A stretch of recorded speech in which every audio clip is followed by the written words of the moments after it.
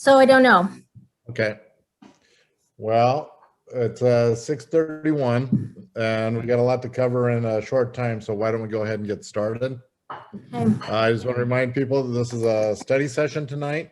The agenda did go out. It did show the meeting minutes. Because we're in a study session, we're not going to be approving the minutes tonight. We'll just do 2 sets at our next meeting, which will be on the 12th of May, I believe. Right? Okay, perfect. So May 12th, we'll do all the minutes. So tonight, our study session will consist of hearing the final 2 chapters and some discussion regarding possible appendix information. I apologize for a couple of things. First of all, I got my second dose of vaccine today, and I was feeling great all day, but I am beginning to flag a little tiny bit. So I'm going to turn off my camera and eat my dinner while we're listening to the presentation, and hopefully that'll pep me up a little bit. Great, Don. All right, so with that, I will turn it over to Tracy and Sarah.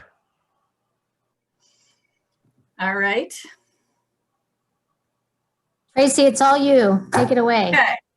Well, let's see here. So I have a few familiar faces from either the TAC going through this process or our last meeting. And then Lori was involved with the TAC early on, so she wasn't at our last work session, but I met her. Will, I don't remember if you were at our last work session or not.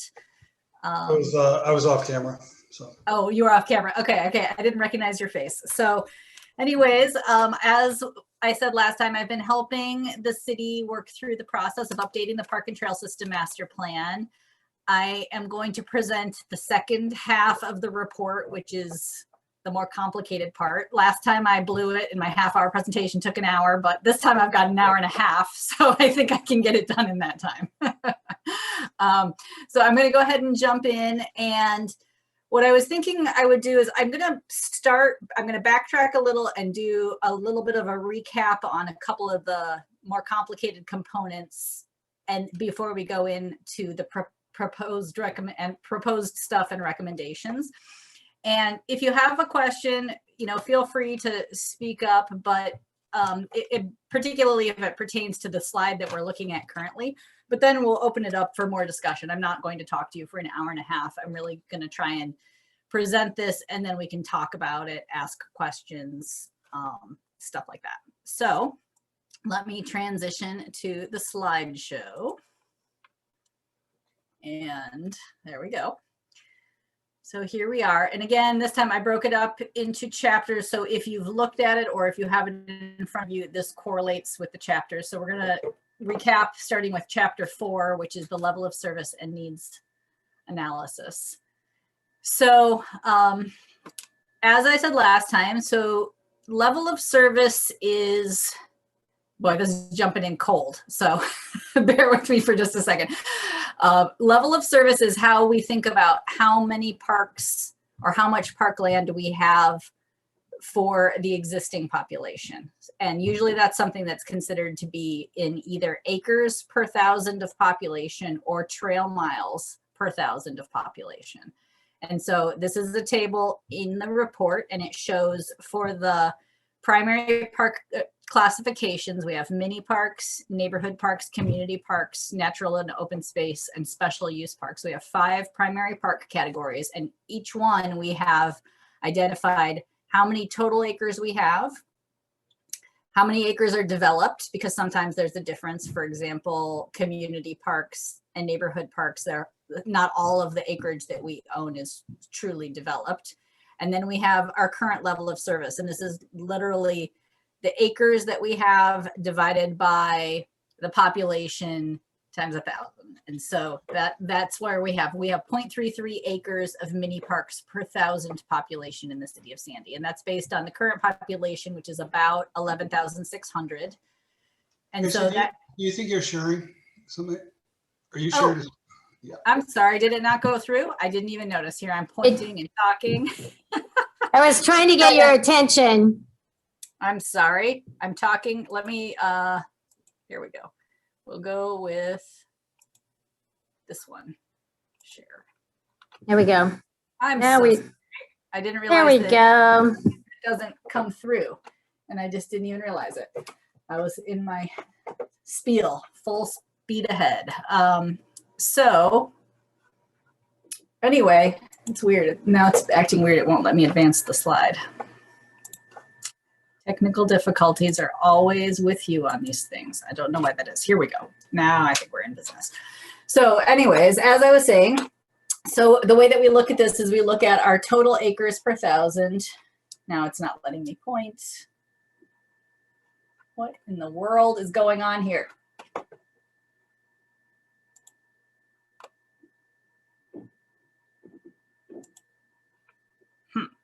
So my pointer is not pointing currently. Oh, there it is. I got a laser pointer now. Okay.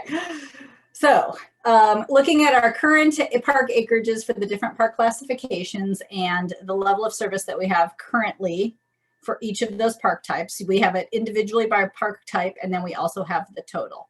And so the way that we think about this is we think about what is our total level of service, which is acres, including developed and undeveloped parks, and also just where are we in developed parks only. And so that particularly pertains to the neighborhood parks and the community parks where we own some land that hasn't been developed into parks yet or hasn't been fully developed. And so you can see there's a difference. The developed level of service for neighborhood parks is lower than the total level of service because we have several acres of parks that we haven't made into parks yet. And so then looking at what we had proposed in 1997, the proposed level of service, which was the target or the goal that we had at that time, we have met most of these targets with one exception. So we're exceeding the target for mini parks right now. We have 0.33 acres per thousand and our target was 0.1. We are somewhere in the middle. We have less developed acres in level of service, but we have more total than the target from the 97 plan. Community parks were lagging a little bit. Our goal was 2.6 acres per thousand, and in total park acreage, we have 2.13, and we know that developed, we have even less than that. Natural areas, we're again exceeding our goal. Our goal was 12, and we're at 19, so that's great. And trails, I don't think that there really was a trail, but there might have been. So anyways, we have it noted here. I have to go back and check that because I'm not sure that's strictly true, and Kathleen might actually know. But anyways, trails were lagging a little bit on what we thought our target was. But, and then so we look at where we were, what our goals were in 1997. And we also look at the state comprehensive outdoor recreation plan and their guidance on, they put together guidance on what they think averages are for communities. And that's another place that people can, you know, like communities can compare themselves to the state averages. And what they do is they compile all of the data for all of the communities in Oregon, and then they put together averages for different park classifications. Now, admittedly, like the SCORP includes other varieties of parks that we don't have in Sandy, like regional parks and things like that. So this is just a guideline, but you can see they have a recommended range, and their range is 0.25 to 0.5 acres for mini parks, 1 to 2 acres per thousand for neighborhood parks. So again, our prior goals were right in the range, except for natural areas where we were well above the average.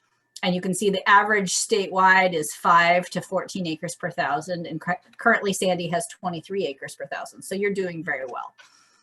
So we then take this level of service, and another thing that we look at is we look at our service areas. And so this is looking at mini park and neighborhood park service areas. And for this, we look at a quarter mile vicinity around a mini park, which is what these little yellow circles are. That's what we consider the walking distance to a mini park in the area that it serves. And for a neighborhood park, it's about a half a mile. The service areas you can see that have the crosshatch, those are undeveloped parkland that you own currently and that has the potential to serve an area, but maybe because it's not developed, it's not really serving those neighborhoods yet. And we do consider the major highways to be barriers, especially where there are no safe crossings. And so you can see, for example, we have Deer Point right here, has a potential service area that covers a good section on the east side of town, but not really considered to serve the other side of Highway 26 because there's no easy safe crossing. Similar, Ponder Lane isn't expected to cross Highway 211 because it's just too dangerous. So this is another way that we look at assessing our needs. So when you look at level of service and how you're doing on your targets of acres per thousand, you also look at service areas. Are all of the neighborhoods and residential areas, do they have neighborhood and mini parks within walking distance? And so you can see there are a few areas that don't have neighborhood parks currently, but do have neighborhoods. And those are considered service area gaps. So those are areas that we might want to think about adding parks into the system to help serve the needs of those residents in those areas. So this is where then we move into what we call our needs analysis. And so we're digesting the information we have from our level of service, from the public input we've received to date, and from that service area analysis. And we start to think about what are our goals? What do we think we need to serve our current community, and what we need for the future? And so this is again taking our current level of service, looking at the SCORP recommended ranges, and then identifying what we think our proposed goal is going to be. And so that's what's in this column here. This is our PTSMP recommended level of service. And so this is going to be our guideline, our proposed guideline moving forward. And so in this case, you can see for mini parks, we're proposing 1/4 acre per 1,000 residents, neighborhood parks, 2 acres per 1,000, community parks, 3 acres per 1,000, natural areas, 15 acres per 1,000. And so what that means is that we look at that and we look at it in a couple different ways. We look at acres needed for today, which is acres and parks needed today to meet current needs, which is this first column. The second column is acres and parks needed for the future. And then this is the total that we need between now and the horizon. The planning horizon, remember, is for population growth through 2035. And so when we look at this as far as parks needed, this is just an average. It's not 100% set in stone because it's going to depend on the size of those parcels. But we use an assumed average that most neighborhood parks will be around 2 acres. Most community parks will be around 15 acres. And that's where the park quantity comes in. So you can see right now, because we're proposing to set our level of service for mini parks below the current level of the current that we have, that means that we don't need any right now, which is why it's negative. In the future, for growth, we'll need a few. And so by the 2035 horizon, we're anticipating we will need to add a few mini parks to serve the needs of the growing community. So before I move into the recommendations, the funding, the capital project list, and all of that stuff, does anybody have any questions about level of service or needs analysis since the last time we talked about it, or now that we've talked about it again today? Doesn't look like it, so I'm going to keep moving.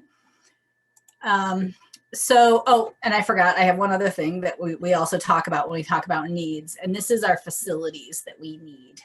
And so this is another thing that we look at. We look at what types of amenities are in our parks. What are the standard amenities that are usually provided? What are some optional facilities that are sometimes provided?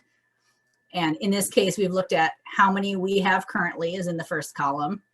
The SCORP recommendation for that type of facility, which is again this is in per each or units per 1,000. So like picnic shelters, they recommend 0.3 picnic shelters per 1,000 people. So about 1 picnic shelter for 3,000 people.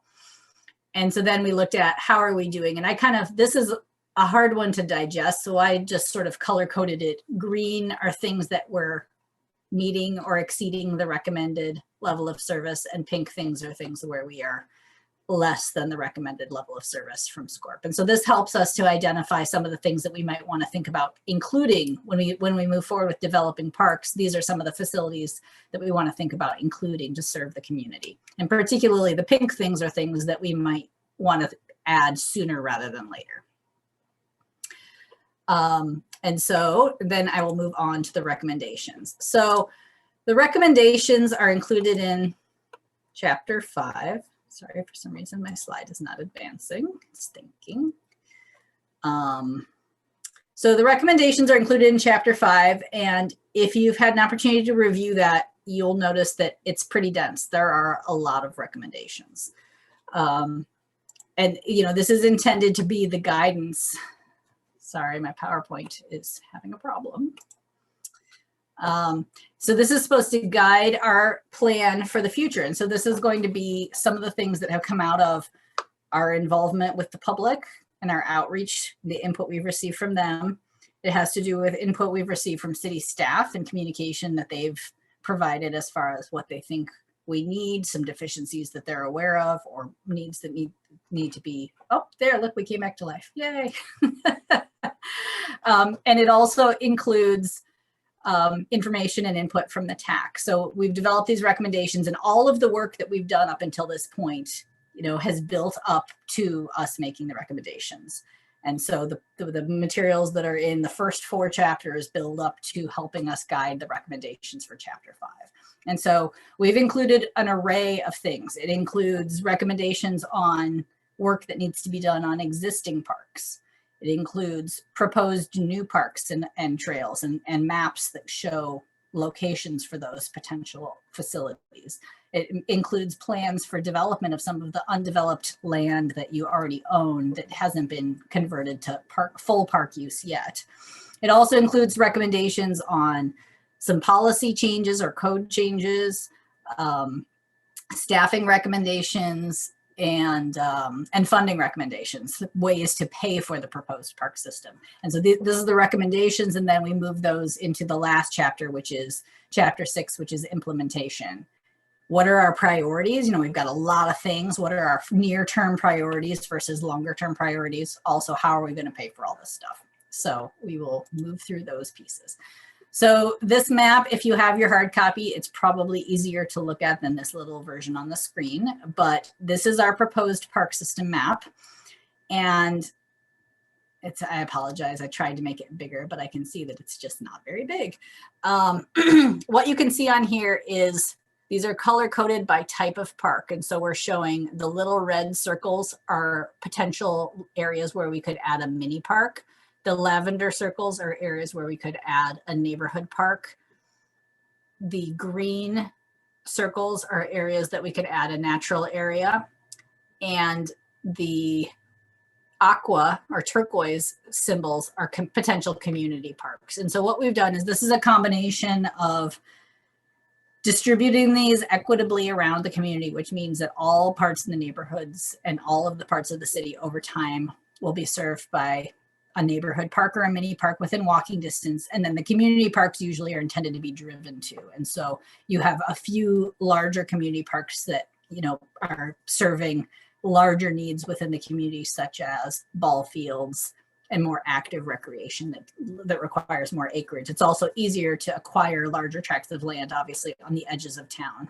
So for example, for the community parks we're proposing, we have the Sandy Community Campus and Meinig Park, which are community parks, and then we're proposing potentially adding 3 new community parks over the planning period that would be in the southeast, in the southwest, and up in the north.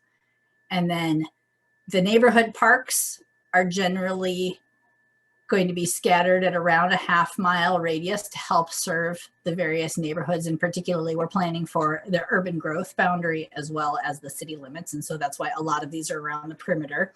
Exactly which parks might happen, it will be dependent on UGB expansion and neighborhood and subdivision plans that come into the community and basically where development happens. Mini parks, similarly, we have only included a few mini parks, and these are areas where there might be a smaller area that has a gap that needs to be filled, but we're trying to deprioritize that type of park because they're small and they don't serve as many people, and also they take just as much maintenance to keep them up, but then you have to travel, the maintenance guys have to travel to more sites to maintain the same amount of acreage. So this is our proposed plan. Now, one thing I really want to stress about this is these are areas where a park could be built. That does not mean that all of these parks will be built, and it also does not mean that we're targeting individual parcels of land. These are intended to be a guide for planning staff when acquisition opportunities come in, or when a neighborhood or subdivision comes in, to realize that a park might be proposed in that vicinity and therefore might be needed as part of that project. Okay, so then the next plan that we have is the proposed trail system plan. Now, the proposed trail system plan also includes quite a few facilities. So the brown dashed lines are the existing trails and the green dashed lines are the proposed trails.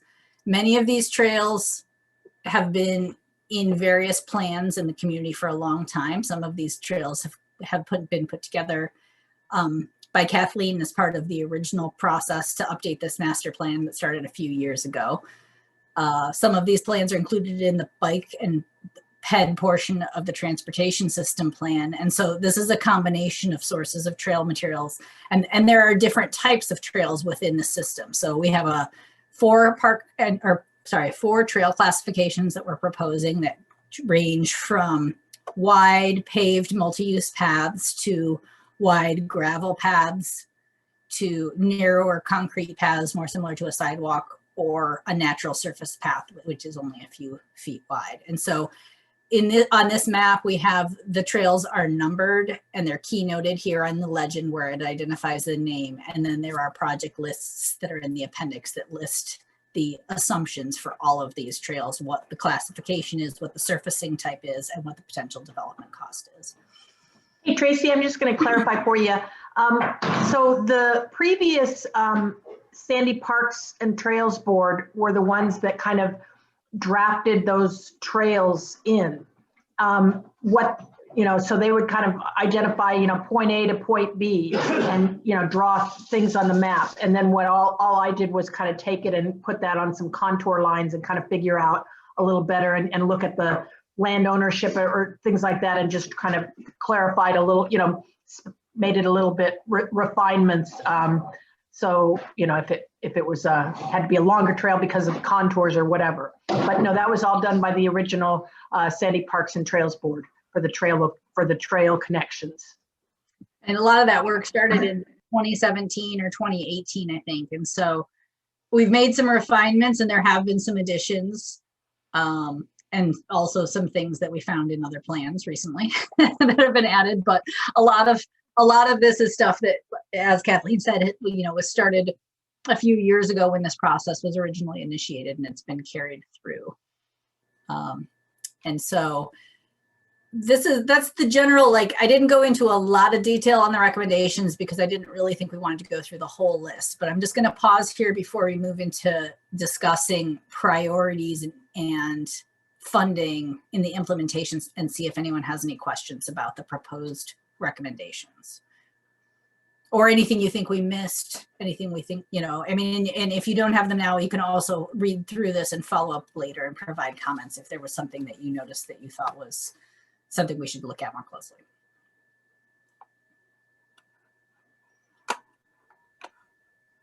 Looks like Makoto might have something. No, I was just giving the thumbs up. Sorry. Oh, okay. I don't You're know. dark, so I didn't see that. I just saw that you went off of mute for a second. Yeah, sorry. Okay, so I'm going to go ahead and launch into chapter 6, and we'll talk about that one a little bit, and then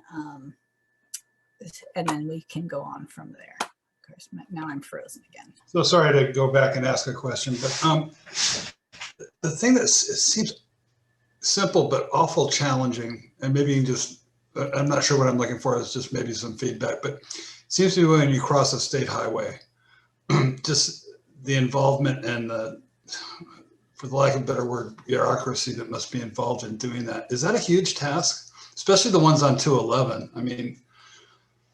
Well, so I can tell you, so I appreciate that you brought that up because I kind of glossed over that fact, and I'm going to zoom in on this map a little bit. So I assume that zooms on your end. It's a little fuzzy, but you can see we noted in the downtown core and all along 26, where there is a signalized crossing currently, we noted it with a brown symbol. And so those are areas where people can at least cross Highway 26. It may not be the most fun, but it's at least there's a safety mechanism in place. And then we also added potential crossings in green in areas where we think that they could be needed. And those can take a couple of different forms. They could be a mid-block crossing, which has, the rapid flashing beacon and the crosswalk striped. It could be associated with a signalized intersection where, you have a 4-way stop with stoplights, which is what a lot of the existing ones are currently. It could be an overpass or an underpass, which is expensive but has the highest safety factor, obviously.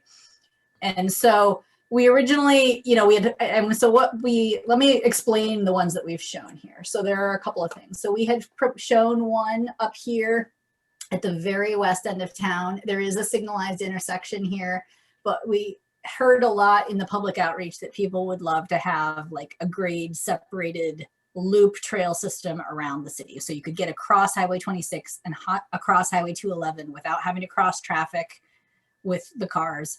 And you could do a full loop around the city. And so these might be a little bit like, the big overcrossing on the east end of town might be a long range goal. And it's something that we are coordinating with the transportation system plan as well, so that we can hopefully have potential funding coming from one or multiple sources, because those are large projects that do take a long time. And the projects on Highway 26, the other one that's on 26 is over here. Lost my pointer. Let me grab it again. Did you say east or west end of town for that last overpass? So the first one is on the west end of town, and then the second one is on the east end of town over by Pier Point and Vista. And that could be like, so in the planning process, we discussed the possibility of using grade to do an underpass under Highway 26 right there. It's possible. It's not a slam dunk, but that would be a potential option. There also is a proposed neighborhood at that end of town that has the potential to have a signalized intersection, which would at least allow for safe crossing of 26, even if it's not grade separated. So I think on those, we will take what we can get. And, the long-term goal, it would be great to have over or underpasses, but signal intercrossings are better as well. And then along 211, so there's some interesting news on the Highway 211 stuff, which is that the city is taking, and Kathleen or Lori or somebody can tell me if I'm saying this incorrectly, but my understanding is that the city will be managing control of the Highway 211 section that's in downtown, that's in the city limits. And therefore there won't be quite as much ODOT coordination necessary if crossings are needed on, which they are on 211. That doesn't mean that ODOT won't still be involved, but they won't necessarily be the lead agency, I believe. And as for the 3 crossings that we're proposing on 211, there's an existing, or I should say there's a proposed crossing that's in the old transportation system plan that is associated with, like, there's 2 dead end stubs of right of way, and you could do an overcrossing that would go over 211, and it would actually be relatively straightforward because you've got the grade change already. I don't know if you're familiar with this crossing point, but so that one was identified as a potential in the prior transportation system plan. There's also the possibility of either having a mid-block crossing at DeBarco or a trail underpass on the bridge under Highway 211 just south of DeBarco, which is what this second crossing could be. And then this third crossing, it could occur in a couple of different locations along here. I put it in this location associated with potential Gunderson Road improvements for the Bailey Meadows neighborhood, thinking that they might end up with a signal at that intersection and that would provide a crossing point. There is also a strong potential to have a crossing associated with Bornstedt going up and connecting to this trail network, which was part of the Bornstedt special area plan. So these are, potential scenarios, but I think it's been identified that particularly Highway 211 has very few, if any, safe crossings and could really benefit. 26, you're actually in better shape because you at least have a few. And the last one that was recently added was Bluff Road. And it was pointed out that, there's a lot of high-speed traffic on Bluff Road and a lot of school crossings associated with getting to and from the high school. And so in this case, we would assume this might be a rapid flashing beacon with a mid-block crossing. So they're not. The only thing I would add to that is on that 211 there at Tickle Creek, sometimes there's opportunities, like as you notice on the Springwater corridor, you do you replace the culvert there for the creek, which is kind of a fish habitat enhancement project that helps pay for things. And then as part of that, you put in a trail along with the culvert replacement. So we look at that as a possible option too. Yes. To kind of have that continuity of the trail without having to kind of go up on adjacent areas. And we also own part of the, we acquired some of that property there on the east side of, maybe even on the west side on DeBarco, right at the creek crossing and by DeBarco. So Kathleen, that location, that's a culvert currently, it's not a bridge? I think it's a large culvert, but It's a large call. yeah. Okay. I wasn't sure. I didn't look at that specific location. I looked at some other ones, but I did not get out of the car at that location, and so I wasn't sure. But And I think we just assumed it's not fish friendly. And so, you know, there's oftentimes a lot of salmon money out there to kind of help with fish passage and things like that. So that might be something to consider in the future for you all. Yep, that's a good idea. Okay. Are there any other questions on this before? Did I answer your question or give you more information, Will? Yeah, that was amazing. Thanks. Okay. Too much information.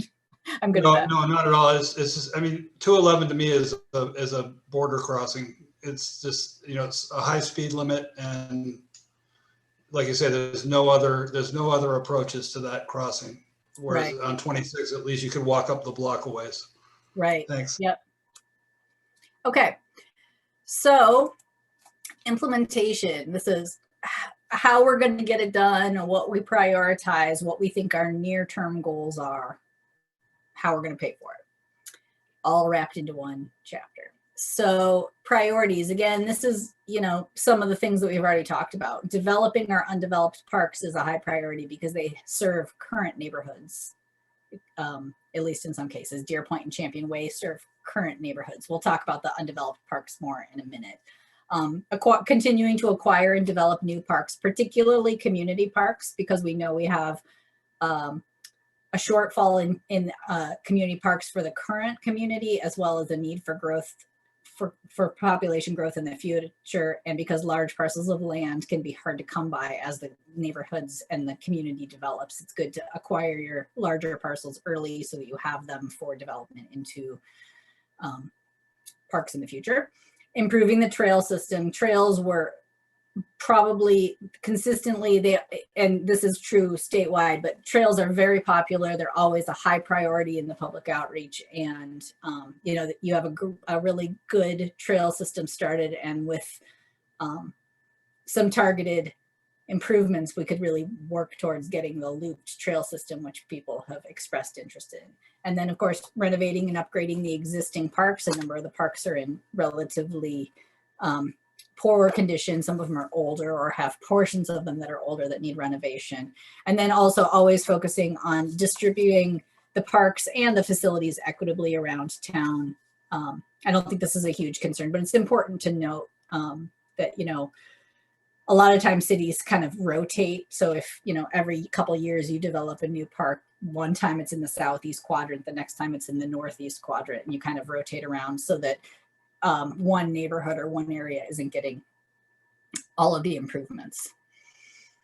And then we need to, of course, be planning for future growth. And there's a typo there, so I apologize for that. Because right now we have about 11,000 people. We're assuming we're going to have about 18 or 19,000 by the end of this planning horizon. So this looks like a lot of parks, but when we think about it in that context, will be, you know, substantial population growth, not doubling, but nearly doubling in the next 15 years. And so with these priorities in mind, which, you know, were developed, like I said, with input from a variety of sources, we put together what we think is our initial tier 1 near-term project list.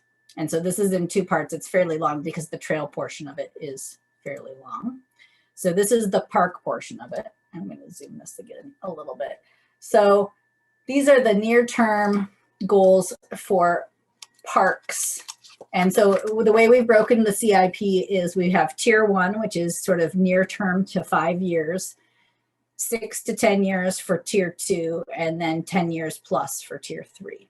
And of course, what actually happens in the, as far as priorities and what can be achieved in the near term in the first 5 years is going to be somewhat dependent on how much money is available to do the work that needs to be done to accomplish all of these goals. But we'll talk about the money in a minute. So for the existing parks, we have a number of recommendations. We have recommended that we are going to develop the 3 undeveloped neighborhood parks, which are Deer Point, Champion Way, and Ponder Lane. And we've developed some preliminary concepts for those parks with input from the technical advisory committee, and those are included in the report. We also have itemized cost estimates for the proposed improvements for those 3 parks that have informed the cost that's shown here. Those costs, in all cases, these costs include development, design, and permitting. So, you know, there are sort of what we call the soft costs, which are getting the project ready to be built, and then the cost of actually constructing it.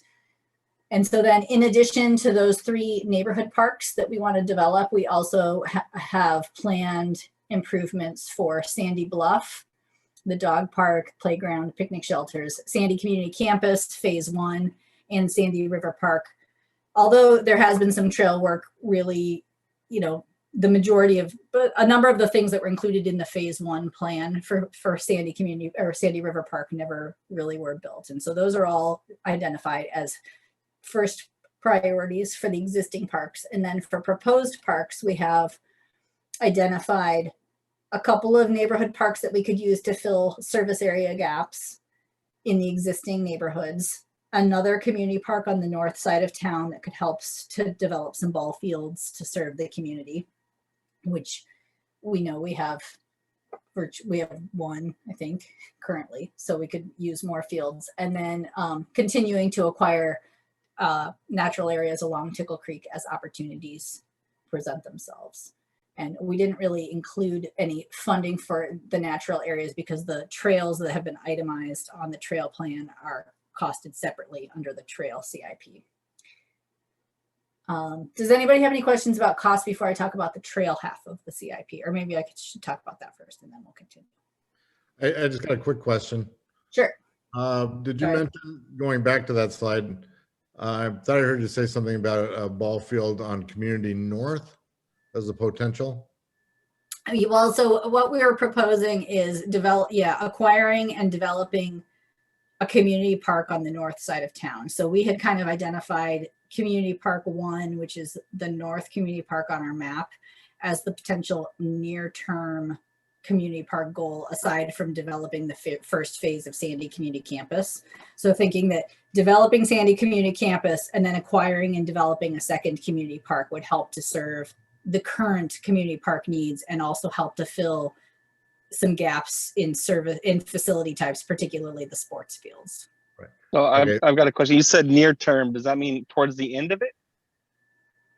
This is the tier 1, which is the first 5 years. Oh, okay. It's not, these are not prioritized individually. This is a whole package of things that could happen in the first 5 years. Tracy, got another question regarding the Sandy Community Campus. I'm assuming that the parking area, playground, picnic, and skate park is what's represented in Chapter 5, the draft plan or the plan that was shown there. So we've been using the budget from phase 1 Sandy Community Campus in our planning document, and we've been showing that concept.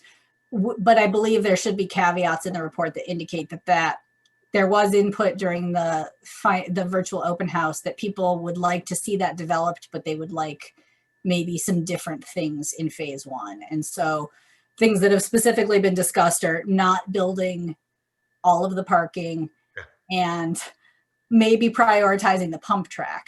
So the pump track is in like phase 4 of the Sandy Community Campus plan as shown, as was originally created. But pump track is something that's very, very high positive feedback when you talk to the public outreach and the stakeholders. And so that's something that it seems like, $3 million worth of development, we should be able to get a playground, a skate park, a pump track, and some trails and associated other facilities. And just a modest little parking. Yes, and that was probably half or a third of the parking that they had shown previously. Right, So, just want to make sure that was covered. Yep. It should be noted in the report that phase 1 with caveats. Yeah.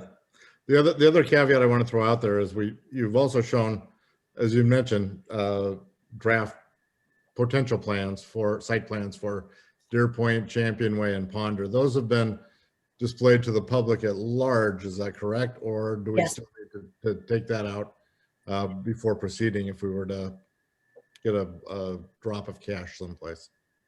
The 3 neighborhood park concepts were included in the online open house for public input, and all of them received, the majority of the responses were liked or like a lot, or like or love. Basically, there were a few people who had proposed changes, and there were like a couple for each that didn't like them, but for the most part they were, I would say they were resoundingly positive responses on all 3. And we also at that time took the opportunity to include the concept that had been previously developed for Sandy Community Campus but hadn't really been broadly distributed previously. And so we did include that, and we asked for input on changes to all of them. We said, what do you like? What do you not like? So there is guidance from that public outreach to help Very good. inform any of them. Yeah, I just wanted to make sure everybody knew that those plans weren't necessarily done in a vacuum or not shown to the community. They have been. They've been available for review, and they'll continue to be available for review. All that said, that doesn't necessarily mean they're set in stone 100%, but it is a good first step in how we're moving forward there. Mhm. Okay. I have a question. In the design of the parks, is there any park that is designed for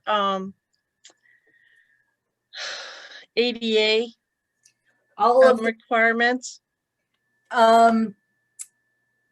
So we will talk about that a little bit. So in the design guidelines, which are in the appendices, we discuss designing for ADA, and generally, so when I'm not doing a park and trail system master plan, I also do park and trail design and development. And generally, the majority of the parks that we do are always, as much as possible, ADA accessible. I mean, almost every trail in every park. So natural area trails are a little bit different because terrain and obstacles prevent from being fully accessible. But within like a developed park, the majority of the paths and facilities should be accessible. And that is included in the design guidelines. Requirements to comply with the Americans with Disabilities Act, and certainly to make things as accessible as possible. And in the recommendations, as far as itemized facilities, more accessible paths, accessible playgrounds, or universal accessible playground, those are things that were mentioned. So, sorry, I'm losing my words, but for example, I think the Fantasy Forest is a very nice playground, but it has the bark chip mulch, which is not considered not usually considered a universally accessible surfacing. So it's hard, depending on the mulch used, it can be rolled on by some wheelchairs, but it's hard, very hard. And so looking at developing at least 1 or 2 parks within the community that have a more stable surface that's easier to maneuver on, things that just it improves options for the community, and it provides a variety of options to serve a variety of people. So those are definitely goals. Very good. Thank you. And so then here is the list of our proposed priority trails in the near term. And this is pretty small, so I'm sure it's hard to see. So there are a couple of things. These CIP lists have continued to evolve as we've gotten more pieces of information. And so there are a couple of things on here that I just want to point out. The T numbers are associated directly. This is T, T1, 2, 3, whatever the number is. That's associated with our map. Where there's a P in parentheses, those trail segments are also in the bike and ped portion of the transportation system plan. So those are trails that could be built through this plan or through the transportation system plan, or a combination of both. In most cases, we are kind of assuming currently, and I actually have an email out to city staff to confirm my assumptions on this, but we are kind of assuming in most cases these were going to be multi-use trails in the transportation system plan, which would be significantly more expensive. In most cases, we're sort of including an assumption that the park plan, if they were to be the lead on these trails, would be a preliminary design or a phase 1 design, which would be a wide gravel multi-use trail that could then be developed into a paved multi-use trail through the transportation system plan over time. So this is still in progress. The thinking on this in general, I can tell you, if we were to build these at the transportation system plan level of development with the pavement, they would generally be 2 to 3 times higher cost. So we're trying to balance that. How much do we want to attempt to achieve? Do we want to have exactly matching facility assumptions, or do we want to, this is something that's still in the works. And Don, I'd be interested in if you have any thoughts on this. I did send a question to Mike Walker and Kelly and Jordan and Nancy yesterday or a couple days ago on this topic, because we're trying to align ourselves with the TSP to the extent that we can, but we, trying to find a balance too. Yeah, I think staff is fully aware of it and is working hard to try and coordinate and make sure that what we're doing on our trails plan can fit in both with the transportation plan, but also the city comp plan, which is coming down the road too pretty soon. So, we have 3 giant planning processes going on. We're kind of fortunate in that we're the lead dog right now. We're way farther along than any of the other ones are. The other 2 are just kind of at the entry phase, and we're kind of approaching the, I'm sure you're happy to hear this, exit phase of the process for us. So, it's kind of nice to, first one in is a good position to be in, as you move forward with that. Does that answer your question that you had for me? Yeah, I think so. I think I'll just continue to coordinate with them, and I need to get the revised information to DKS to incorporate into the TSP. The other thing that we have, the one gap that's in this current cost estimate is for the 2 crossings. And so I'm still pulling together information on what we think that might be. Okay. Now going back to your graphic you have up there now, I see a 1.9 million down at the bottom. I'm assuming that's the total for the transportation, the proposed trails part of it. That is. And then I see it with the 2 blanks there, of course. And then I see a 23.5 million. And I don't recall what it was for the So the 23.5 includes the parks. We've got about 21 million in parks. That's what I was trying to get to. Yep. And then the subtitle is missing on the bottom of this. So let me make a note of that so that I catch it on my table. Sorry, don't mean to. So this is one, in the document, this is one table. Yeah. Not broken into 2. I just tried to make it a little bit more legible for you, but sure. I do see that I'm missing. And so, that's obviously that's a lot of money. We'll talk about funding in just a second, but we've tried to scale this to meet the needs of the current needs and the near-term growth. And it also fairly closely aligns with what we think potential funding availability could be. Of course, if the funding doesn't come through, then not all of this can be achieved. Right. And of course, I think people need to realize that that's not a 1-year cost. This is a 10-year plan, 15-year plan. Right. So it's not like we're expecting to be able to do this in, year 1 of that. It's going to take time. And, sometimes things come up that seem like great ideas and then for whatever reason fall off. And sometimes things that weren't even mentioned come up that need to be added into it. So it's going to be a living document over that lifespan of the document too. So that number is going to fluctuate a little bit. Yeah. Every single year. And I'm assuming those are in today's dollars, not in year $10, correct? That is true. And I will make sure that we have a note in the plan on that as well. It should be in there, but I will confirm that. Right. And I think the other thing that people don't always realize too is that they look at those numbers and they think, oh man, that's giant.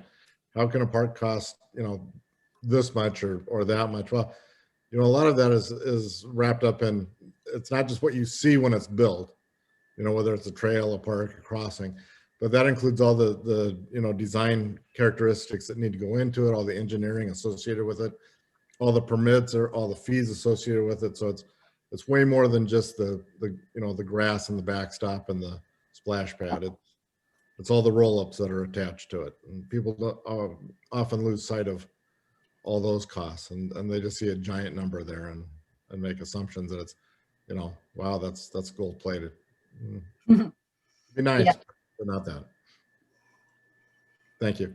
Yep. And, you know, I mean, and I'll just say one thing. So on the existing parks, we have working cost estimates for all of these parks as far as prior master plans or the concepts and the cost estimates that we developed through this process. So those numbers are based on, you know, relatively clear assumptions of how much pavement, what types of things we're going to include in them. For the proposed parks, those are imaginary right now. We don't know. So that's based on a cost per acre to develop, based on an average cost per acre to develop.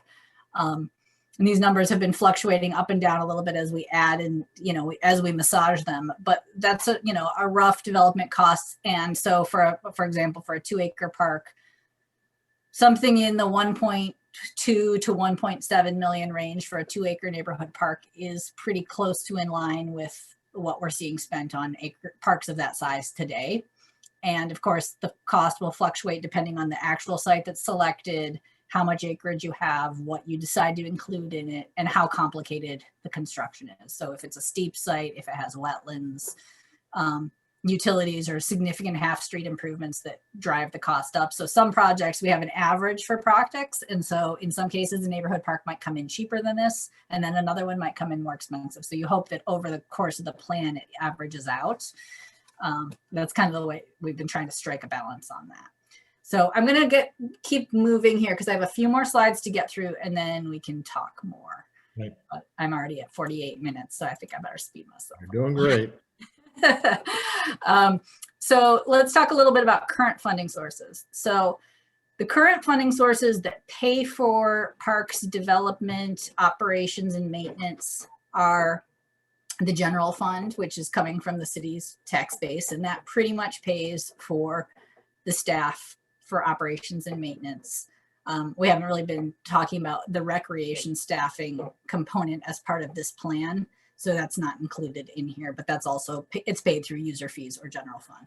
Now, system development charges are something that I don't think we've talked about with this group so far. System development charges are charged with a building permit, and they're usually charged for a variety of services that the city provides. And so it's a way of recouping the cost of those facilities, either if the facilities are already existing and the new house gets to benefit from them, then they're paying into it, or to build new things to support the residents of the new house, you pay into it. So there are system development charges for roads, trails, parks, sewer, water, and pretty much most communities in Oregon charge system development charges for all of those features, and that money is put into different pots depending on what the system development charge was for, parks versus sewers. And the sewers, they have their pot of money to build more sewers or repair sewers when they need it, and parks has their pot of money. And so that money is used for capital improvements or park development, basically. And so currently you have a system development charge for parks, but it has not been updated in quite a few years. So it's not generating as much money as it could for you when new houses and new subdivisions come in. Another method of revenue is the fee in lieu or land dedication policy, which is a specific policy that the city of Sandy has, where when a new subdivision comes in, a developer comes in and with a subdivision plan, they have to provide land to provide a park to their neighborhood. Or if they don't have enough land, or it's not a large enough subdivision to require a large enough park, they can, there are a couple of different ways, but basically simplifying it, they either provide the land for the park or they pay a fee in lieu of providing the land, which is based on the value of the acreage that they would need to serve their community. So if it was a big subdivision that was going to have, we'll use an easy number, 1,000 people, then they would need to provide 2 acres of neighborhood park to serve that 1,000 people, because that's our target level of service. Or they would need to pay into the fund for the equivalent of 2 acres of land to provide a neighborhood park to serve their community. Most subdivisions aren't that big, and so it's usually, unfortunately, that's where quite a few of the mini parks have come in over the years, is because the neighborhoods were small, and so a mini park resulted And so we're trying to modify that a little bit. But so currently, we'll talk about available funding in a minute, but we have money, we have pots of money that are currently available both in the system development charge bucket and in the land acquisition bucket from fee and lieu that have been paid. And then other sources of funding that help pay for the current park system are grants and donations. And these are, grants. There are a lot of different grant sources that can be used for trails and park development and for acquisition in some cases, for natural area restoration, like what Kathleen was mentioning, where you might be able to get a multi-benefit project that improves fish passage and habitat and restores habitat, but then also has a benefit of providing trail access. And so grants are something that, they do require staff time to put together grant applications and pursue them, and usually a match is required. So things like the system development charges can be used as a match for the grants in a lot of cases. And so that's a good way to work multiple sources of funding together to help pay for your needs. And then donations, they could be in the form of land donations, services, volunteers, work parties, things like that. And those are really dependent on outreach to the community interest, and volunteer coordinator. And that actually reminds me, I don't remember if we included volunteer coordinator in our recommendations, but that was something that came up in one of the recent meetings. I'm going to make a note. So let's talk about what we think potential funding might be. And so this is the development funding. This is the funding we think is available to build parks. So currently, the current budget that is in draft form and hasn't been adopted yet is estimating $315,000 per year in revenue from the current SDC. I think that number is going to go up because we're proposing to review and update the SDC, and the range that's proposed in the preliminary SDC analysis has it significantly increasing. And so it's likely that we will, once the SDC is updated, there'll be more money per year coming in on the SDC than is currently. But this $315,000 is really only slightly more than what they've averaged the last couple of years. Right now, we're at $490 for the last biennium, which is $90,000 over the estimate. And we have 3 months to go on this year. And we had COVID, so that probably slowed down development a little bit. So anyway, so that's a steady source of income. This is what you're getting. So the current SDC is around $3,500 per household. And so when a new building permit comes in, they're paying $3,500 into the SDC fund to help build parks, to serve them and the rest of the community. We've also made an assumption of about $100,000 a year in grants. This could be one big grant every couple years, or it could be small grants every year, dependent. But we have to kind of put together an assumption, and we've assumed maybe $50,000 in donations or volunteer work, trail building, and other things that could help augment development costs. So that comes out to about an assumed $465 per year from sort of standard sources that you have in your current control. And so then that multiplied over the 5 year gives us a couple million. And then we have an existing SDC balance of 1.3 million that is sitting there waiting for a project to be spent on or to be used as a match for a grant. We have urban renewal funds, which may be allocated to assist with development of the Sandy Community Campus. And then we've been considering the possibility of a general obligation bond that could be used to help pay for development, to develop some of these big ideas. And so that doesn't get us currently with this funding estimate, that gives us to about 17 million, which is still a few million short of our tier 1 goals. But this is an estimate of what we think we could get in 5 years. And there is an SDC. So I have an SDC analysis, and Don, I don't think you have seen that yet, but we're going to include it as an appendix. It just came in last week, so it hasn't been issued yet. But the SDC estimate includes a couple of different options, including pursuing a bond or a full SDC that would be significantly more probably than council would be willing to adopt at this point, but could also cover a lot of the costs. So I had a question about the general obligation bond. Is that voted on by the council, and then is it through the utilities or through property tax? That would be property taxes, and a GO bond would require a public vote, not just a council vote. So the council would need to vote to put it on the ballot, and then it would need to go to the vote of the people. A revenue bond can be one that is voted on by council and implemented by council, but the GO would require a vote of the people. And how likely would it be that first the council puts the general obligation bond on a ticket, and then also that the general public votes to approve it? Well, I can tell you that last year we went out and looked at 2 possible funding sources for bonds, one for the pool only and one for Parks and Recs district. And after the poll came back, the Parks and Recs district would have failed miserably. I believe it was a 78% no from those who were polled. So I think there's some information. I need to go back and look at the polling from that, Lori. Yep. And do you know off the top of your head what the cost per household was going to be? I believe for the Parks and Recs, it was,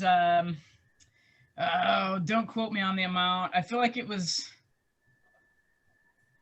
less than $1. So per thousand. So I feel like it was like around 70 cents, 79 cents, but don't quote me. Okay. Just to clarify too, wasn't it, it was combined with the expanding the taxable area so that we could raise the capital, right? No, so it was literally kind of like a poll that was sent out and went out to 4,000 voters in the Sandy area in the city limits. And we asked 2 questions. One, what the interest would be in a pool, an aquatics district only, and then the second one was a park and recs. What was that? What was the second one, Lori? Did you say a park and rec district? Right. So it wasn't necessarily a poll on a bond. No, that's correct. It was a poll on establishing another layer of government. Correct. And but again, it would have been to generate funds for kind of what we're talking about. So yes, you are correct. It was not going out to see the appetite for funding for a bond, but it was looking at funding for Parks and Recs and then funding for aquatics as well. Right. Well, I can tell you on one end, a lot of Sandy residents, especially the younger generation that is going to be stuck with paying this bill, we're pretty jaded over the bond for the high school and the what happened with the old high school, because that kind of took us all for a swing. First we were told that high school couldn't be used, and now all of a sudden it's being used. And then they built this university style high school for, you know, potential growth in the next 20 years. I mean, it's, you know, that jaded a lot of us when it comes to asking for money, because now we're stuck paying for this thing for the next 30 years. And it, you know, it may have been needed, but I don't think it needed to be needed at the value that they brought it into. Yeah, I hear you loud and clear, David. I'll kind of weigh in here too, because the original survey for the pool showed, excuse me, showed the total support for the pool was over, you know, about 80%. That was the original survey. Then they did a follow-up survey kind of at, you know, they kind of pulled this thing about this Parks District stuff together pretty short term that didn't really have any public involvement. And I think what you'll find out with, you know, talking to Don or anybody is that when you're talking about any kind of Parks and Rec district or something like that, you really do have to kind of lay the groundwork for people. But even with that result, there was, and I think it's important what I've got the survey that was done right here, and I think we'll send that out just for you because it talked about, you know, it just gave you some different, it said yes, you know, it said the initial was initial support by 43% of voters, But it had, you know, about half saying no in a different question. So it's important to look at that, but they also, when they presented it, kind of said this was during COVID that we did this. It was at the beginning of COVID. People were getting laid off. It was pre-COVID, Kathleen. It says March 2020 is when it was done, so. That's when it was completed. That's when it was finished. Uh-huh. Yeah, so that was before COVID. All of it went out before. So that's the completion, not when it went out.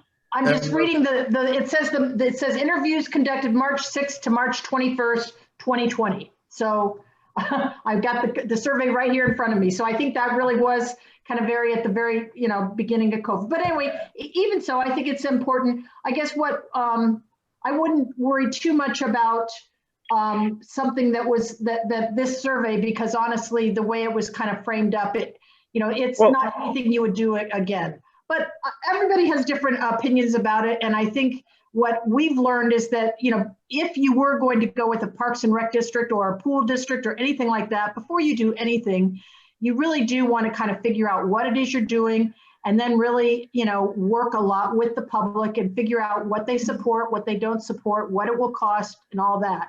And we didn't have any of that going forward before. So I think, you know, before we talk about any of these, you know, going out for that kind of stuff, it's important to kind of, this homework was what we needed to be doing, you know, to kind of figure out what it is we're proposing. And don't get me wrong. Sandy wants a pool. We're just not willing to pay $60 million for it. Well, And that was the estimate for the. Yeah, so that's the $60 million. I think what happened is that the pool got dragged into expanding into the same issue as expanding the tax basis and creating a larger parks districting. And so that, I don't think it was going to be 60 million. Well, it was a pool, it was a community center, fitness center, huge community campus, parks, trails, all that. The pool, it wasn't just a pool. So, yeah. So yeah, I think exactly. I'd like to just step back for a second, because I think that this is a really important conversation, but I want to like get a little bit higher level for just a second and think about this. So there are a lot of really good points here. A bond is hard. This proposed payout plan is aspirational. And so there, you know, there's sort of a bottom line here. If you want to have a looped trail system and you want community parks with ball fields and you want neighborhood parks in every neighborhood, there is a price to pay for that. If the community, and there are a couple of ways that you can generate the revenue for that. I mean, you know, and there are a couple of things we can do to dial the cost down and make it cheaper, but it's not going to go to zero. And so there has to be community will to implement the plan. If the community will, then it go anywhere. And I mean, and so we can do all of this planning and we can say, yes, we're going to do this. But ultimately, something like the GO bond is entirely dependent on the outreach, the packaging plan. What are we going to get for the money? How much is it going to cost us? And so, you know, I mean, that's ultimately, this is the hardest part of the plan, is finding the balance between serving the current community, planning for the future community, how much it's going to cost, how much you're going to, you know, how you're going to get it done, and how much is enough and how much is too much. And so like finding that balance, that is the job in front of us right now. And so we've been working on that all of this year to get to this point, but that doesn't mean that the answer in front of us is the final answer. So we still have time to discuss this and think about this, and really, we've used the public outreach to date and the technical advisory committee and input from staff to get to this point. And now the next step is getting through the Parks and Trails Advisory Board, and then the Planning Commission and Council, and all of this momentum to get to the end to say, yes, this is what our goal is for the future. And so if our goal right now is too aspirational, we need to think about that and dial it back, or we need to be willing to say, this is what we really think to make our community what we want it to be in 2035, which is really what our goal is. And so, I can't tell you exactly the right answer. We've tried to find that balance, but that's really where we are. If we think a bond is dead in the water and that $10 million is not going to happen, then we need to substantially reduce what we're proposing in this plan. I'm not saying that that's what we want to do, but that is really what we're talking about. So I can tell you this assumption, the GO bond is about 47 or 50 cents on per thousand on taxable income or on housing value, assessed value. So it's not as much as the prior one, but it's not insignificant. This is, as I said, based on an SDC estimate that's based on the current SDC, which is 3,500. The analysis shows a potential SDC range of 5,600 to 95, almost 6,000 to 19,000. So the low end of the SDC analysis shows doubling the parks SDC, which would potentially, it's not going to give you $10 million, but it would substantially increase the revenue. But again, increasing the SDC is something that has to have the will of the council behind it in order for it to happen.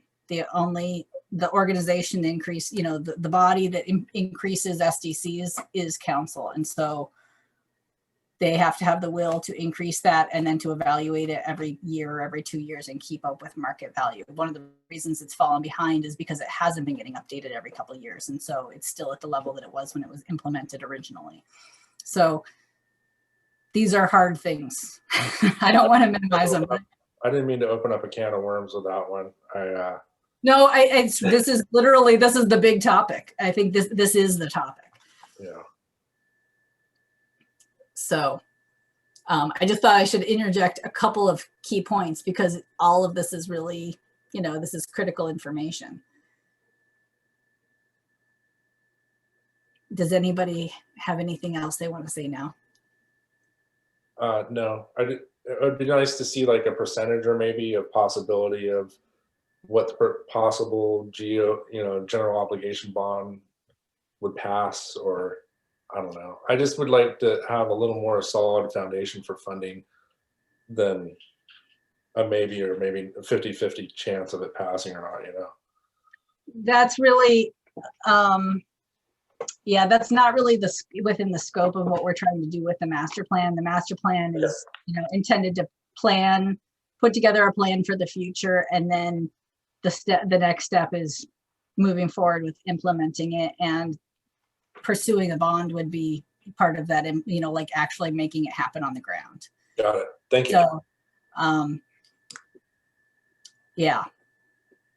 Okay, thank you. So I think what you should all think about, I have a few more slides and then we can have some more discussion. The rest of the slides are not as meaty as these couple that I've just shown you. As I said, this is the crux of the whole thing. But then I think you all should take some time to look closely at what's proposed in the plan and think about, the balance of how many parks you think we need, how many trails we think we need, what types of, there's compromises in any sort of plan like this because everyone has different priorities. And so some people want natural areas and trails only. Some people want skate parks. Some people want fields or courts. And so you really want to provide a system that's not only evenly distributed around the town, but covering all of those bases so that everyone has something that makes them happy. And so, I think you also have the benefit of having a really strong system currently. You're providing a lot of acres per thousand for a community of your size, which means that like aspiring for the future looks really big and expensive. There is an option to plan to reduce what you're providing, provide less in the future than what you do now, which scales back the system, but there are consequences associated with that. So, there's a balance between paying for the future so that the future community has what you have now, or scaling back on those goals. So let me run through a few more slides and then we can talk about it further. So the next one I wanted to point out to you was the land acquisition funding. And so I should say that the tables that I'm showing you right now, I got new numbers since the draft I sent you last week. I apologize for that. I was trying to get the information. It just took a little while to get the updates. So these are slightly modified from what was in the plan that was issued last week, and I will be getting you guys a new draft. But the current budget for the next 2-year biennium is estimating $165,000 in revenue to the fee and lieu fund per year, and which would be about $800,000. And there's a current balance of a little over 1.1 million. So that'd be about 2 million over the next 5 years for land acquisition if you didn't pursue grants or other sources of funding. Now, so there are a couple of things about the fee in lieu. Again, this has not been reviewed or updated for a long time, and we have had contractors more interested in paying into the fee in lieu than providing acreage, which means the number is too low. So this has been identified in our recommendations as something that needs to be reviewed and updated to make the fee more in line with market value for land. And so that would likely mean that once that's updated, that would result in potentially more fund generation associated with this. But again, the code needs to be updated, and council would need to adopt the revised code in order for that to happen. Right now, with the funds that you have available, that $1 million could be used to acquire a piece of land, such as a community park. If you could find a parcel that was available within the price range that's available, you could spend the current bucket of money to at least acquire some land to hold for future development as funding becomes available. And now for the operations funding, this is another one that's a little bit of a difficult discussion because it's easy to buy, it's relatively easy to find money to buy land, and it's easier to find money to develop land, but it's harder to find money to pay for maintenance of land. And so the blue line is the growth in the Parks Capital Fund, which is primarily the SDCs over the last few bienniums, budget cycles. And the brown or orange line is the operations and maintenance budget. And so you can see that these lines are diverging. The money that's being generated to build parks is growing, but the money that's dedicated to taking care of those parks is growing, but at a significantly lower rate. Part of that is we haven't been building any parks for the last quite a few years. I mean, this doesn't have to do with spending or not spending. This just has to do with how much money you're making a year. This is just strictly how much money is coming in on the capital fund, not necessarily. Some of it's spent and some of it's being stockpiled, but you're making more money every year on SDCs, but you're not dedicating significantly more money in the general fund to pay for maintaining it. So, I mean, and most of this money, it's been used to acquire different parcels. It's been used to build things. You do have a reserve right now, but generally speaking, there's no doubt that these two things are divergent. And you can see it in another table, which is, sorry, I paused. Doesn't want to advance. Stand by while my computer thinks for a moment.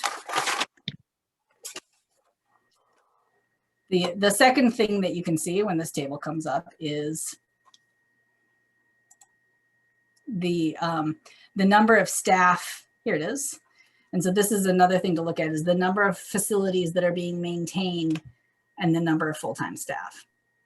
And so again, you can see over the last 20 years, the number of staff have increased slightly from 1 or 1.5 to 3, which is our current staffing level for operations and maintenance. But the number of facilities that are being maintained has drastically increased. So in 2000, there were 9 parks or parks and open spaces, and now there are 26. And in addition to those 26 parks and and open spaces, we have city buildings and city campuses that are being taken care of, and some roadsides like at the entries to the city and stuff like that. So there's a lot of work for not very many staff. That was something that we talked about 2 weeks ago, was the fact that, like the operations and maintenance staffing is below average for a park system of this size and below average for a community of this size. And you can really see that also illustrated in these two tables. And as I said, funding for operations is harder to come by than it is to build them in the first place. And so this is another area that we need to look at. And it is another thing that we are proposing in our plan, which is looking at adding a utility fee to help bolster the operations and maintenance staff funding. Could this also be due to the fact that we have lots more open space and trails, which might take less maintenance compared to campus, park campuses and whatnot, facilities? Well, of the 26 parcels, some of them are natural areas, but a lot of them are not. I mean, it's for the amount of acreage, even if you took the natural areas off of the list, the amount of acreage maintained by 3 people is, or 2.5 people is very high. It's just they're, you always hear the parks aren't as, input from the public in all communities. You hear varying people who think that the parks aren't maintained as well as they can. But I think, you guys really, your staff is working hard to maintain what they have. And as the park system continues to grow, finding a source of funding to help pay for current maintenance and future maintenance is going to be a critical, it's just something that you have to plan for, because again, the proposed park system is proposing adding a lot of facilities over the next 15 years. And there has to be a mechanism to generate the money to pay for the maintenance and operations of those, as well as the building of them. I got it. So it is 7:51. I don't know how that happened. I thought we had plenty of time, but I haven't really talked about the appendices very much. And this is, there's a lot still to digest. So why don't you guys let me know if you want me.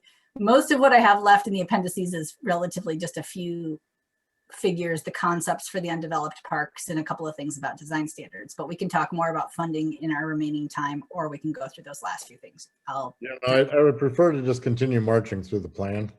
Okay, perfect. And then if we have time left over, we can delve into funding. We can also, take that up at our next meeting too. But let's. Okay, I think that sounds good. Okay. So the appendices, I didn't, these are roughly the appendices that are in the report currently. The preliminary SDC analysis, which is the second from the last one, was not in the draft that you received last week because I didn't have the final draft in my hand yet, but we will be including it in the next version. And so this was the preliminary SDC analysis, just to let you know. We added somebody to our team, FCS group, who does SDCs for a living. And they've worked on SDCs for the city of Sandy in the past. And so they put together a preliminary analysis based on the plan as it was at that time, and how many parks we thought we were going to try and be targeting and what the cost for those was.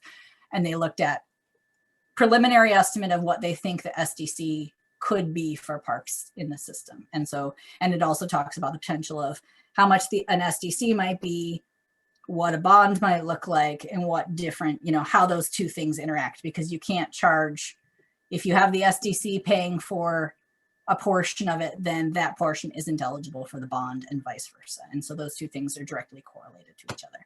So you'll see that in the next draft, but just going through. So there are full CIP lists, which are longer than the one that we just looked at for tier 1. It has all 3 tiers, tier 1, tier 2, and tier 3. I did not attempt to include those here because they're just too dense to show on the screen, but you should look at those more closely. We put together a table for design standards for many neighborhood and community parks. And this was a request from city staff to help provide guidance on what types of facilities are included in each of these types of parks. And this is both for their own information and also in the event that they have a developer who wants to provide land and build a park, to help provide guidance on what that means. And so this is kind of showing a mini park has, a small playground, a smaller lawn, and has a few site furnishings like benches and picnic tables. And then it has a few facilities that are optional. A neighborhood park is bigger, and so it has more, and a community park is bigger than that and therefore has more of everything. And it has, most things are at least a potential optional facility. And then there are quite a few things that are standard, like parking is standard for a community park because people usually often drive to get to it, especially if there are ball fields and things like that people might be coming from across town to go play. So this is just some guidance to help as the park system develops, as things come online, to provide some guidance on what might be included in different parks. We also included trail classifications. And again, my PowerPoint is struggling tonight. I don't know why. And so we created some graphics that show potential trail sections for the 4 trail classifications that we've included in the trail capital improvement project lists. And so those are showing a range of trail widths and surfacing types, and the Americans with Disabilities Act and accessibility is mentioned on those trail standards as well. I'm sorry, my stupid slide will not advance. There it goes. So these are just showing, so class 1 trail is a wider trail, generally paved. So you can see there are some different assumptions that the dimension, the surface type, the width of the shoulder, and the clear zone.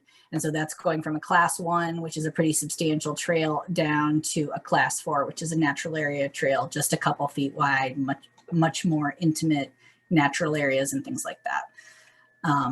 And then let's just talk about our preliminary park concepts really quickly. So this is the preliminary park concept that we developed for Champion Way, which is on the west side of town near the movie theater. In fact, you can see the movie theaters right here on the edge of this.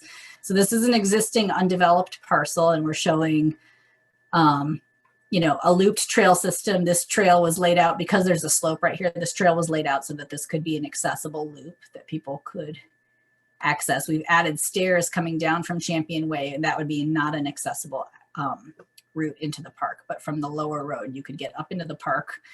And then we have a couple of picnic tables, a picnic shelter, and a playground, and then a potential future trail connection down to Tickle Creek.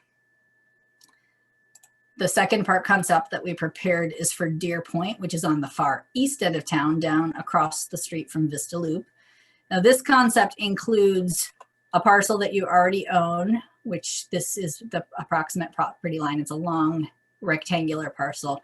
And it also includes the potential to expand to the east into a second parcel. There's a subdivision that's proposed that's to the east of this parcel, and there's a potential piece of land that will be acquired to add to and increase the size of this park. And so we're showing the potential for that to happen. That would include, again, a trail that goes up to 26 and joins up with a potential sidewalk, a trail that comes through and over into the adjacent parcel and through the trees, a couple of picnic shelters, a playground, and a large open field, and then a sport court that could be half-court basketball or basketball and pickleball or some combination of court sports.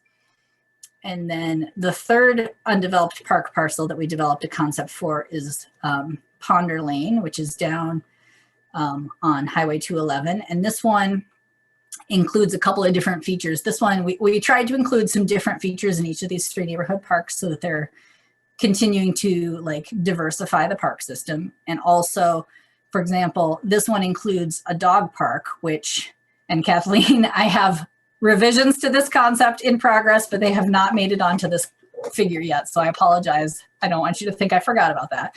There was a comment during the TAC meeting to add a small parking area because parking is not likely to be readily available along Gunderson.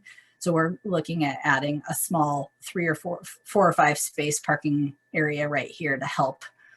Usually you don't provide parking at a neighborhood park, but just because of the location of this park and the combination of that with the dog park, which we've included, we're going to include the possibility of including a small parking area. But again, we have a looped trail system, a playground that's tucked away from the street, a picnic shelter and a multi-use field, and then an off-leash dog area. And then the last one that we have a concept for is the Sandy Community Campus. And so these concepts were developed when the Aquatic Center was assessed for feasibility. And they also looked at redevelopment of the open space around it as a future park.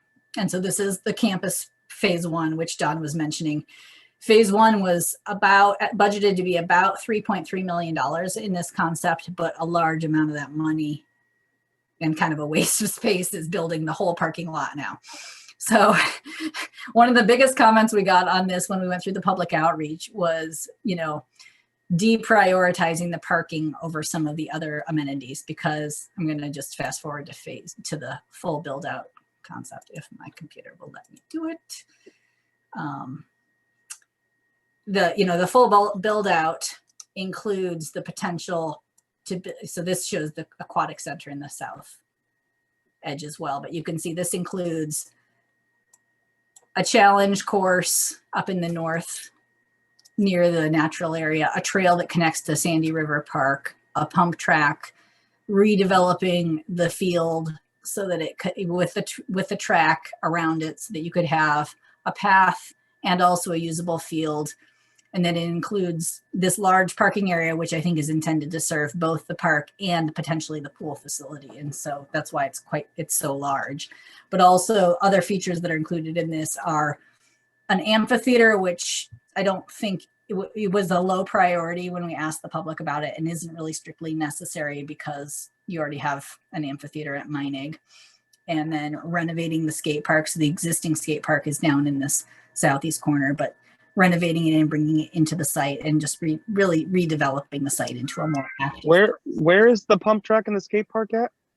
The pump track is right here. I mean, and this is a very preliminary concept. So this is by no means set in stone. This is just one concept that was developed when the aquatic center was reviewed. Your mouse isn't showing on the screen like it was on the other one. So oh, here, sorry. It keeps, for some reason, oh, you know what, is when I zoom, the laser pointer goes away. So the pump track is up here, and the skate park. it did it again. It's gone. It's like the orange, brownish orange area at the top of the large. Oh, I see it. I see it. I'm trying, Okay. Maybe that's why, maybe it's my PowerPoint doesn't like my laser. So this is the pump track. And Yeah, then I the see it skate now. park is over here. But this So is a I preliminary think, concept. especially, with this design, I mean, putting the pump track all the way in the back corner, we're making the same mistake that Portland made with their pump track down off of 205, is you can't get to it with any kind of vehicle. So, I mean, you have no way to, the parents have nowhere to sit and watch the kids play. I mean, we really need to design the pump track kind of like they designed it in Redmond, where the parking spaces are right there next to it. I would just like to, I completely understand what you're saying. And I do want to point out that this concept was developed without a lot of public input back at the time that the aquatic center was originally assessed for renovations and repurposing as an aquatic center when the pool was acquired. And Right. so I think that, this is one concept. This is not at all necessarily what's going to get Yeah, built. because I mean, I'm seeing the same thing that, because my son would absolutely love for me to be able to take him down to the pump track at Portland, but that's just not accessible to me because I do have walking mobility issues where walking, even if I'm trying to carry a chair and help him carry a scooter and stuff like that, I can't make it from where the parking is at the Portland pump track to where, I'd have to park at. And same with this, I mean, that feasibility there's you're limiting the parents with disability mobility issues of getting their kids to the pump track. Yeah, I think like Tracy said, that this is just one proposed. Yeah, I heard her. I was just pointing that out. That's the reasoning why I was going. I think eventually we'll get somewhere where it works for a majority of people like yourself as well.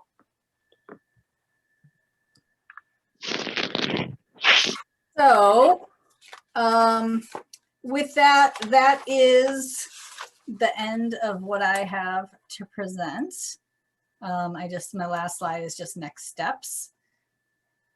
So the next board meeting that I have with you is on May 12th. And then we have an upcoming work session with the Planning Commission and City Council, which is tentatively set for June 7th. And then Planning Commission official board meeting and City Council adoption later in the summer or early fall. And those dates are somewhat, I don't think they've been determined yet. So these are our next steps. And it is 8:04 and I am done talking and I'm open for questions. And I apologize. There was a lot to cover. Obviously, that's why we had to break it into a couple meetings. Are there any other versions of the community campus that we just saw that might be a little less ambitious, or? So I can tell you, this is what I can tell you about the community campus. My firm did not create those concepts. They were created several years ago by a different consulting team that was hired specifically for the aquatic center. The park concepts were presented to the public at one meeting but I think they were just presented. I don't think a lot of input or revision was taken from them. And so I believe that like if development was to advance on that, additional work on revised concepts and refining the concepts would happen as part of that process. We've actually started that already. You know, this kind of group, the city council, Don Hokinson and Carl Exter and myself have been working on kind of the community campus, and I got on that group just specifically for the parks and trails part of that. And I appreciate the comment you brought up, David. I also, you know, some other folks talked about, you know, the proximity of pump tracks and skate parks to little kids' playgrounds. And so there's some additional, you know, it's not so much kind of replanning everything. It's kind of just more relocating and refining some of the components. And like she said, you know, we don't necessarily need the amphitheater, you know, but maybe we want to consider something else. And so it's just kind of more refining and relocating some of the components and how they're laid out. And I really appreciate, and my expectation is that the Parks and Trails folks board will be critical at kind of refining that. So that's going to be coming up here in the next couple months. Very good. Thank you for the update, Kathleen, on that. So is there anything, does anyone have any lingering questions, thoughts, comments on any of the various things that we talked about today? Or anything that you specifically would like to revisit? Yeah, I'm not quite sure what our format is for the next meeting. I'll let Sarah and Don tell me what they think they need. But if, you know, if there are specific topics that we need to discuss in more depth, or you have comments on the drafts that you have before you, or comments on the revised draft that we'll be sending out before the next meeting, you know, please pass those to Sarah, and she can get them to me. And then, you know, we can look at incorporating them into the plan if you have anything specific. I mean, obviously, like major structural changes, like, you know, changing the level of service proposed, I think we would want to have a group discussion about it. But if you have a concern about that and you think we need to revisit it, then please speak up, because ultimately we want a plan that is aspirational and defensible and that we're proud of and that we want to see happen. Yeah, will this plan be amended after the SDCs are changed, or if they're changed, along with the fee in lieu as far as the financials? I don't think the tables within the plan don't need to be updated to be current with whatever the revisions are. The plan can move forward with, like, you know, this is sort of a snapshot in time of today's numbers, and that will evolve. Yeah. So, you know, so those funding estimates don't need to be updated regularly to keep up with those things. Okay. However, if something happens like a geo bond is defeated and goes away, then there might need, you know, then you might want to consider at that time a revision that says, you know, we can't accomplish, you know, I don't know. That I would have to defer to Kelly O'Neill, the city planner, a little bit on how much they, like, once a plan is adopted, how much they modify or amend it depending on the way things go. Yeah, I think a lot of the financial modification will come in the form of the CIP plan, which is adopted every other year as part of the budget process. So I think that's where, to answer Makoto's question, I think that's really where the, you know, kind of the rubber will hit the road on that one, as far as reflecting any changes. So if the SDC gets modified up, for instance, that'll be reflected in the city budget in the CIP section.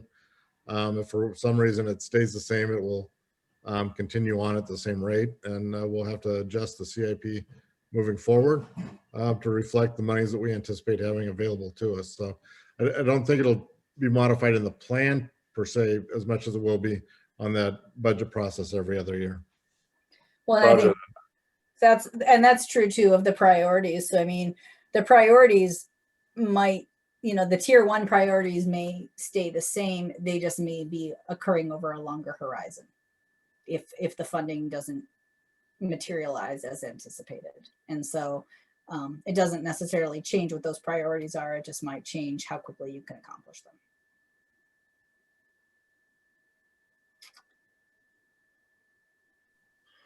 Tracy, I want to thank you so much for, taking the time to meet with us. During these 2 meetings, I know it feels, and I recognize that it might be a little bit above and beyond what your original scope of contract was. I know you're planning on being with us on May 12th. I think that's a very important meeting. I would ask the members of the Parks and Trails Committee, communicate with Sarah.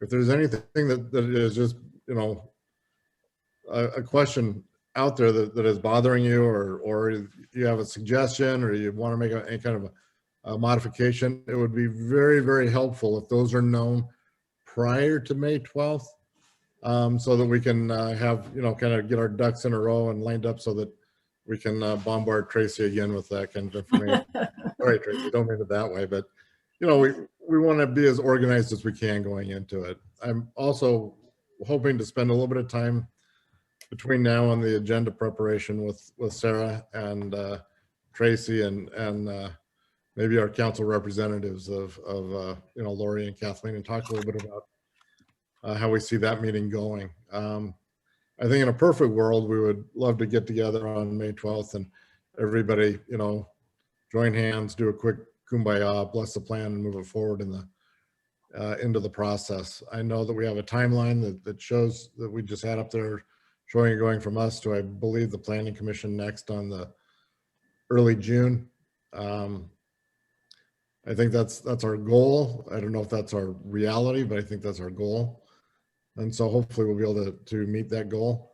But in order to do that, we got to be prepared to get all of our information out on the table.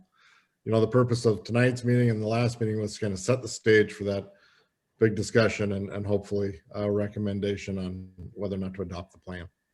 So that's what I'm looking forward to on May 12th.